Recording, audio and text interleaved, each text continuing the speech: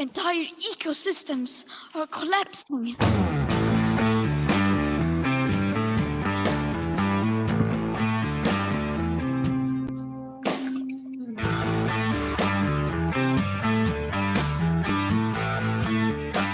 It's difficult to put into words. All right, it's FOMC day. We started the week off saying, wait until Wednesday, wait until Wednesday. You can't really figure out much of what's going on until Wednesday. And we're at Wednesday. So, Dex, it's good to be with you, my man. How are you this morning?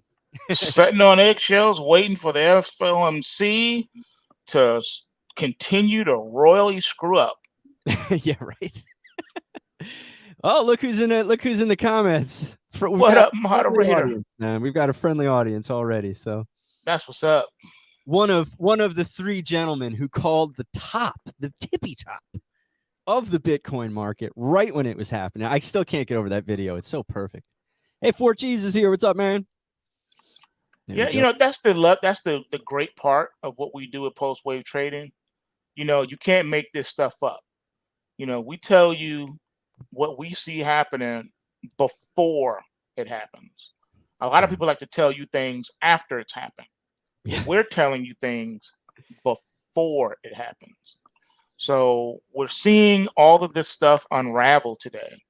We're seeing the sharp turnaround rebound in the market, and they're talking it up as much as they can. But at the end of the day, it's all about inflation. The Fed, just remember now, the Fed said that inflation was 2% and everything was on track. And then all of a sudden, out of nowhere, they come out and say, okay, fine. So inflation's 7%, okay? We're going to try to get it down to 3%. First of all, you said that you never would think, and that it wasn't even part of the conversation to have inflation go over 2%. And you said that all the naysayers who was calling and sounding alarms about inflation, that they were appleheads.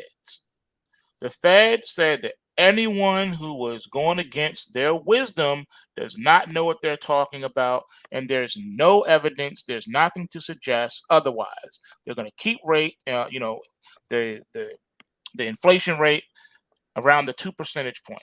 And for the last decade, we've been doing it, and we're doing just fine. So everyone warning about inflation doesn't know what they're talking about. And of course, you know the rest. Gold and silver get whacked. But now, all of a sudden, inflation's at 7%. And they're like, we don't know what to say. We don't know how this happened. No one could have foreseen this. No one could see this coming. I mean, when we're not, we can't use paranormal supernatural abilities to predict the future. We just don't know. We're finite. You know what the best supernatural ability is? Discernment. Just getting a sense for what's going on in the world. Something they lack. They lack it. They've been messing up all the way. Remember back during the 2008 mortgage housing situation, they said no one saw this coming, which was a lie, because Peter Schiff was on there constantly warning them about it. They even had Reggie on there several times, and he was warning about that. And they said there's no way, no one could have saw this coming. But you had at least two individuals who never wavered, who told you that trouble was on the horizon, and they didn't want to listen. So they have a history of not listening to people unless they agree with them. If you disagree with them, you are automatically marginalized and labeled a conspiracy theorist, a quack, a kook, and an idiot. However, when reality hits, they say, no one could have known this. This could not have been foreseen. And then they congratulate themselves on messing up. And they say, well, you're right. All these things did happen, but it would have been a lot worse if we didn't do X, Y, and Z. We fixed the situation. We stopped the bleeding. We put a tourniquet and a Band-Aid on the broken arm. So you need to congratulate us for that. If we weren't here, it would have been 10 times worse. They always say that. Yep. And no one calls them on it. No one says, on this date and time, you said X, Y, and Z. Then after the fact, you tried to say, yeah, but it would have been worse. And it's not worse because we exist. You can't have it both ways. You can't say, well, we didn't see this coming, and then say, well, it would have been worse if we didn't exist. It doesn't work like that. And instead of, heads rolling, we get more of the same.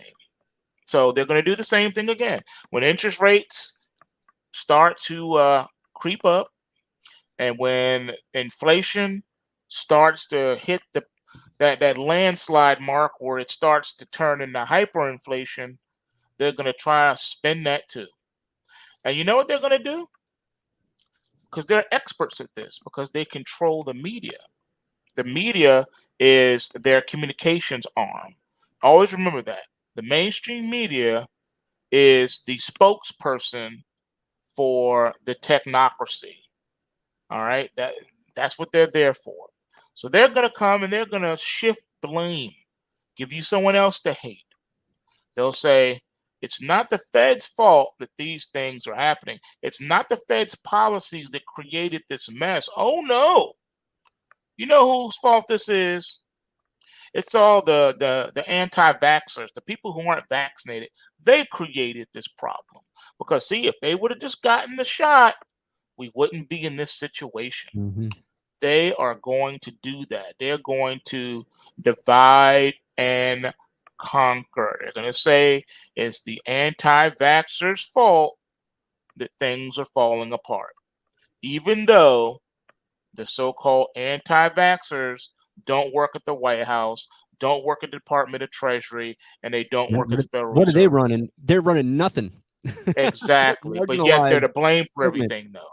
Dude, I hit a point this week with this anti-jab stuff. There's two stories that are so brutally devastating. One, I've been talking about this for a while. I Cliff High alerted everybody to this. Is the life insurance industry execs coming out and saying the death rate's up 40%. The quote on Zero Hedge about that story is that a once in 200 year catastrophe known as a 3 sigma event would increase the overall death rate by 10%. We are currently at a 40% increase in the overall death rate. In other words, it's like Yellowstone blew up, but they're not reporting on it. Wow. The other thing just came out today, which is a Department of Defense whistleblower. I think it was DOD. You know how everybody's dismissing the VAERS data? They're saying, oh, that's not accurate. Anybody can report to it. It doesn't mean anything just because it's saying everybody's dying. No big deal, right? Right. Well, the Army has its own reporting system on things like this, and the whistle's been blown. 300% increase in miscarriages.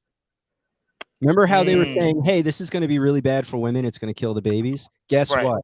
It is now a fact. Department of Defense numbers show us the vax kills your babies. So congratulations on that one, ladies and gentlemen. Enjoy that. The amount of misery that's being brought into the world through this jab.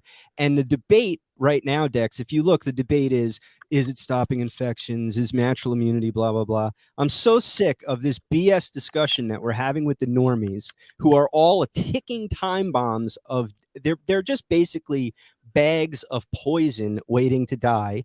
And we're debating with them whether or not natural immunity is better than getting the jab. 40% increase in death, which is also a lie. It's way more than that. So I've had it with coddling my friends, neighbors, and relatives. The data is out, and they were wrong, and now they're gonna die. It's real tough, but it's just a fact now. That's crazy right there, man. That's two numbers. That's a tough pill to swallow. That was just the miscarriage number. The other thing is they're having all kinds of stuff happen to people. That was just the miscarriage number. That's full stop. You could stop there and say, okay, we were wrong.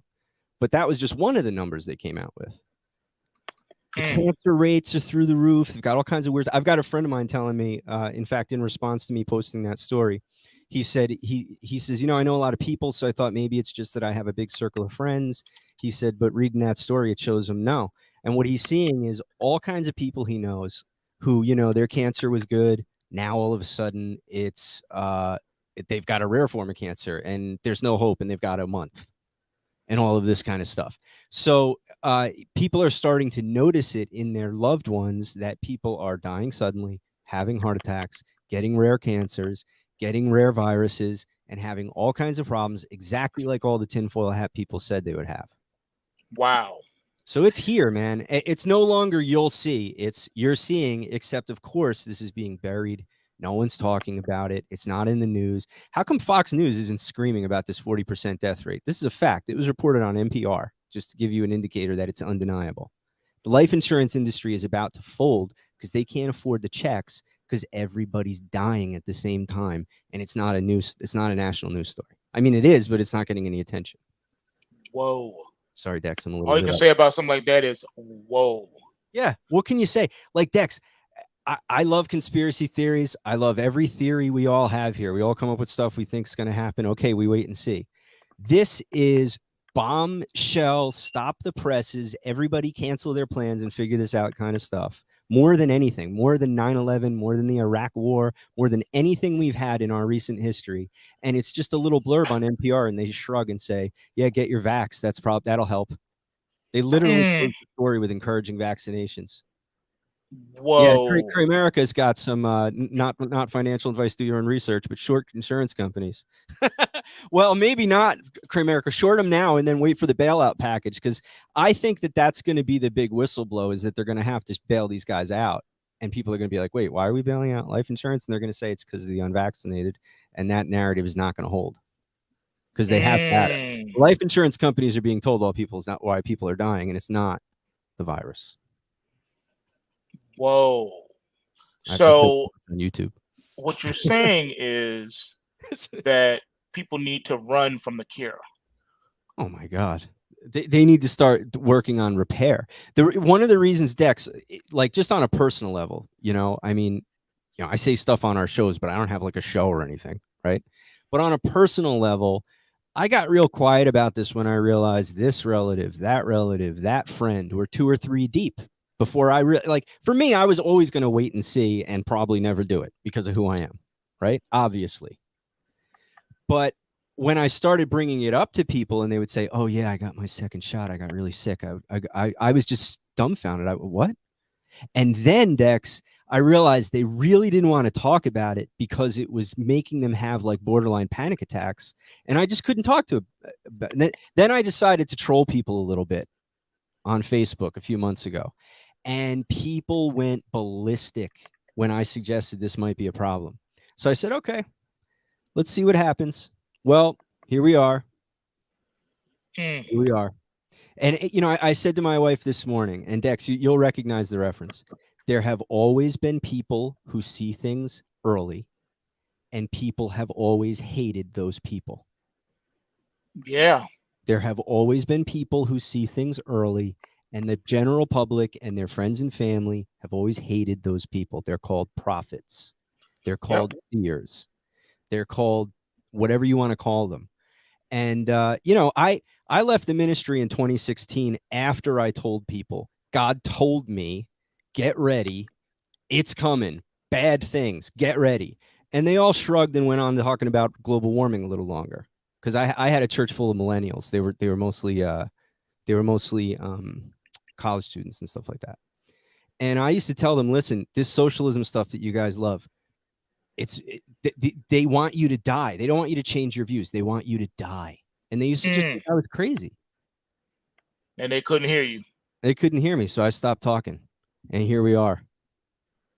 Good grief. Dude, eyes to hear, ears to ears to hear, eyes to see is I've come to the conclusion that it's very much a real thing. There are people who seem to almost come into the world incapable of interacting with truth. And we have a whole generation like that now. And, I spent myself trying to help people. And it hit me this morning. I said to my wife, there have always been people who saw early and they're never received well, and it never helps. The only thing it helps is you have the record in hindsight. The only thing that helps is you could say, hey, somebody knew. How come we didn't? That's the only, it's only helpful after. Did the kingdom of Israel hear Isaiah and say, oh, wait, Isaiah's talking. Let's listen. No, Absolutely not. they shunned that mother trucker. They hated him. They despised him. Same thing with isn't he the one that got sawed in half? I don't remember the specifics of what awful thing happened to him. I think that's how they rewarded him. That's the thing that people need to remember, is that the society has always rejected those who see. And I was also saying to my wife, if you read, we read these documents, religious people, spiritual people read these documents, and what they see is the spiritual content that's there. And they say, wow, this is extremely valuable. In its day, it was worth jack. They all died. It didn't work. They just saw. So seeing early doesn't change anything. It's just a record that you should have known. That's all it is. Just walking the wounds while you're dying. Well, hey, the prophet is least loved in his hometown. So, those facts have been true for millennia. Yeah, man. And that's where we are right now. We're looking at a situation where, like you said, there are people like us that are out there saying something ain't right. It's not making no sense. And you need to do your due diligence so that you can at least be able to brace for the impact. I always say the punch that hurts the most is the one that you never see coming. That hurts more because it didn't give you time to brace for it. So you just take all the full impact of that, Yeah. But if a prudent man, a wise man sees trouble on the horizon and he prepares for it to the best of your ability. That's all you can do. I mean, you can't change anything, but you can at least prepare yourself to the best of your ability, physically, mentally, spiritually, emotionally, so that you can ride it out, so that you can have at least some kind of hope of survival. I think people think that it's a game, that it's not, that nothing real is ever going to happen. This is the United States of America, the most powerful it's a nation headline. It's on just today's earth. news cycle. Everything's just the news cycle. It's not real. Yeah, exactly. And they're like, it's like they don't get it. You're not understanding the reality that's looking you right in your face. I understand all of that. I understand that, you're saying the U.S., most powerful nation on earth, yada, yada, yada, blah, blah, blah. But it doesn't mean that it can't fall. Every nation in the history of the world had its time span, and they've all collapsed. Rome was the only exception. It lasted 500 years, but it still, too, eventually collapsed. Great Britain had its day. And what happened? Early 1900s, it collapsed. The average time span for a world superpower is 200 years. The only exception in history was Rome. And now the U.S. is only 200 years old. So it's already at its climax, and it's now on the downslope of its existence. It's already climax. It's already had its heyday. I was reminded the other day, there was this study that was done, and it was done a long time ago. For those that know what I'm talking about, you can correct me in the chat. I think it was done either 70 years ago or 100 years ago, something. Some, academic scientists got together and predicted, when things would fall apart, when the U.S. would cease to exist, per se. And the time that they gave was the year 2040. Wow. But that was the conservative view. They updated it recently and said, actually, things are happening a lot faster than we thought that it was going to. Now they moved it up to 2030. Now, some of you hearing that are probably thinking, hey, That reminds me of Agenda 21 or whatever. Yeah, exactly. But then they changed it to Agenda 2030. Wow. That's not a coincidence, ladies and gentlemen. Nothing happens in a vacuum. There's no such thing as a coincidence. These things are happening for a reason. Let me give you a few more pieces of why this is. If you take a look at some other predictions that were made and some observations and studies, they were predicting, how things were going to go. I've lost track on how many signs that were given, but we'll just start off with 9/11. There were some very interesting things about 9/11 and even extending until when they built the new building. I forget the name of the guy. He wrote a book on this, and it was very interesting. It was some rabbi dude. I forget his name, and he was showing these parallels and very just incredible things surrounding the event of 9/11 leading up to when they built the new building. And it was very startling and eye-opening. The next piece of information came out when someone reported they saw these bald eagles that fell out of the sky, just fell out of the sky and dropped dead for no reason. And another person saw, remember that Olympic ceremony where the United States flag fell from the rafters? It was the only flag up there that fell. Then they saw another parallel. Now this one is really weird. This is gonna freak you guys out. You can choose to believe me or not, but I'm not making this up. This is actual facts. I was with the family and we were in Walmart and we were walking. We were coming up. I don't believe it. The children's aisle, I think it was, or the young adults, whatever. We were probably, I want to say, maybe 20 or 30 feet away, and one of the shirts fell off of the rack. No one was around, no wind, no air. Walmart doesn't use that kind of air conditioning anyway. But one of the shirts just like jumped off the rack and fell on the floor. Mhm. When we got to it and looked close enough, we looked down. It was a shirt that had the American flag on it. Wow. And it was the only shirt like that in that area. There were no other shirts like that. And like I said, no one was around to have walked by it and knocked it down or anything like that. There was no gust of wind or any of that. It just flew. This shirt flew off the rack and fell around on the ground. We all looked at each other and was like, "What? Did you see that?" And we walked over there and looked, and it was a shirt with the American flag on it. And it was the only shirt like that in that entire section. That's weird. Yeah. There are other conclusions. I think someone put it on a blog once, and they were putting up all these like coincidences and things and like weird ironies and things like that made you suggest and think, man, things are not as what they appear to be. And I don't remember all of them. I'm just going off the top of my head the things I remember. But when you look at other factors, there's an unbelievable amount of parallels between Rome and the United States as far as the things that led up to the fall of Rome. There was a documentary, I think they put on the History Channel or wherever it was. I don't remember where it was. I saw it, but I think it was like 20 or 30 bullet points of similarities between the United States and the fall of Rome when it fell.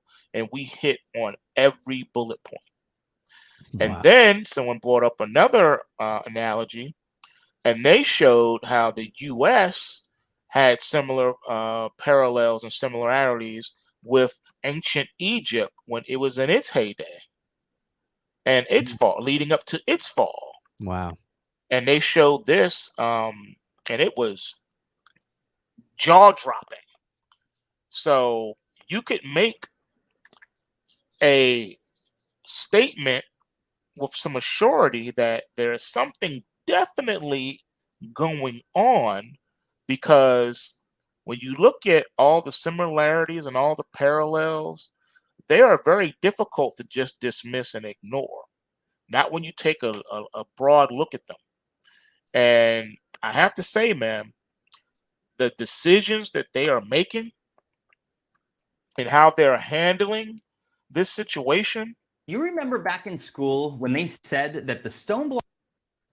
Sorry about that. I was getting a link and it started playing. Okay. When you look at everything that's going on, you have to assume a couple of things. That those that are in power and making all the decisions are just extremely incompetent, and need to be voted out of office for those that are been voted in, and those who are not elected officials need to be fired, or they're doing it on purpose. Mm-hmm. Those are only two choices you got. So either you assume that they are just the dumbest people on earth, totally incompetent, don't know what they're doing, and need to be removed, or they're doing it on purpose. See, that's the thing. I don't understand why people aren't seeing that. I was saying this morning, people won't realize we're at war until they realize they're doing it on purpose. And that's the thing. They're either incredibly stupid or they're at war with us. Well, wasn't it the same thing with 9/11? All of those that were in command, all the generals and lieutenants and sergeants and stuff that were there on, right there on the front lines on that day, they were all promoted for the most epic failure in American history.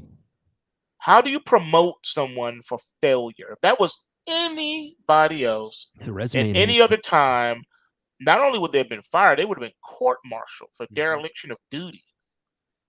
Okay, but no, it shows you what their bosses' goals are. Their goals are not our goals. Their goals are to bring as much death and chaos as possible. You have to assume that, because you have to assume that, because why would you reward epic failure? Right. Unless it wasn't a failure. Right. It was an epic success. And you're rewarding them for playing their position. Yeah. Get it? They did exactly as you instructed them to do. And now they're being rewarded for it. That is the only conclusion you can draw. 100%. Well, listen, man, you're on fire. I hate to cut you off, but we did promise our Discord folks we would be in there. So it's my job. It's my job to cut you off. There you go. So, folks, keep me on track. Paradise, just $11 a month, and you get access to our private Discords. We're doing a few of those a week. Really enjoy it. And we said way more than we're supposed to on here. I got a little emotional. I'm like a little girl. But we usually keep the heavy stuff for the Discord. So just with PulseWave Paradise, you get that. And I'm going to be building a blog for that, make it a little easier for you guys to find the replays. But actually, it's pretty easy right now. They're right in the private area of the Discord. Just connect with me if you have any troubles. We usually get you fixed up within a few hours or a day. Right away, usually. Of course, come on over today because we're going to be doing some charts. That's what we're doing. We're leaving right here. We're going in and doing the charts. Whatever your membership is, we'll see you there. We're going to have a great time. So that's it for right now. If you want to check out the charts, we're recording our replays, and so even if you're late to it or you're seeing this later in the day, you'll be able to go back in and read it. In fact, the link for it is already in there by the magic of the internet and the way we do these shows. The link for the not yet replay is already live for those folks. So even if you're not that live for us, you're able to get those and watch them later. And there's been some outstanding content that Dex has produced for those. And he's going to be doing that in about 5 minutes from now. So we'll see you there. Head over to pulsewavetrading.com, click on pricing. PulseWave's Paradise Partner Pro membership will get you into those live sessions. And that's it for today. Thanks for joining us, folks. Dex. Peace. There we go. I'm getting worse at ending the